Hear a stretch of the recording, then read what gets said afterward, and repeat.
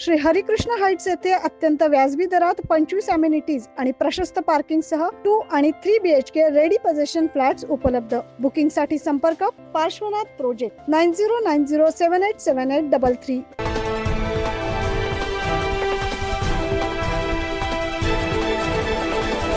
नांदगाव शहरातील अतिक्रमण हे वाढतच चाललंय। यावर प्रशासनाने त्वरित कारवाई करावी अशी एकमुखी मागणी जोर धरू लागली आहे। येथील वाढत्या अतिक्रमणामुळे मोठा अपघात होण्याची शक्यता नाकारता येत नाही।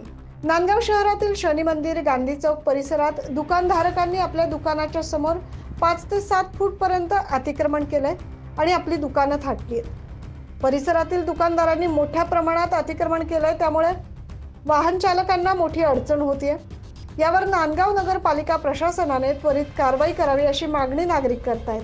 सदर मनमाडचा पूल पडल्यामुळे अवजड वाहनांची वाहतूक येवला मार्गे नांदगाव तालुक्यातून जात असल्याने आम्हा रिक्षावाल्यांना रस्त्यावर वाहने लावू देत नाहीत प्रशासन।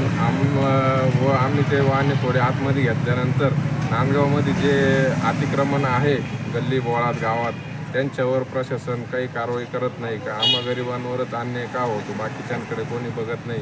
हा दुजाभाव होतोय, याच्याकडे प्रशासनाने लक्ष द्यावे व खबरदारी घ्यावी।